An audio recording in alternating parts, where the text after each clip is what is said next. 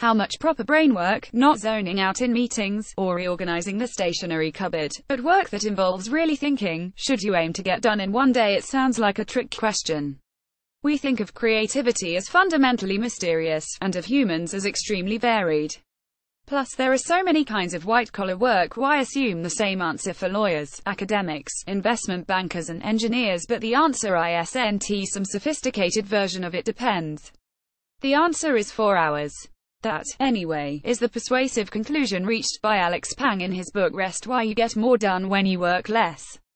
This column has evangelized before about the truth of the subtitle, what with the 9-to-5 being a relic of the Industrial Revolution with no relevance to modern knowledge work. But what's so striking about Pang's argument is its specificity. Ranging across history and creative fields, he keeps encountering the same thing. Charles Darwin worked for 2 90-minute periods in the morning, then an hour later on. The mathematician Henry Poincaré from 10 a.m. till noon, then 5 p.m. till 7 p.m. The same approximate stretch features in the daily routines of Thomas Jefferson, Alice Munro, John le Carré and many more. To avoid charges of confirmation bias, what if he's only mentioning those who prove his point? Pang draws on the research of the Swedish psychologist Anders Ericsson, whose studies of violinists, also the basis for the much-debated 10,000-hour rule, support the same finding. We're rhythmic creatures, and the part of the cycle that involves not taxing the mind is no less essential to the result. The point isn't that the world would be a lovelier place if nobody felt forced to work long hours, though that's true. It's that in any remotely creative job, a culture that doesn't allow for rest is self-defeating, even just for the bottom line.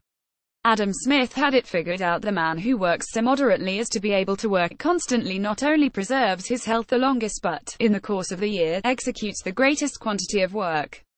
And Leonard Woolf, describing his and Virginia's work habits, testified to the vast power of little, and often it is surprising how much one can produce in a year, whether of buns or books or pots or pictures, if one works hard and professionally for, wait for it, 3.5 hours every day.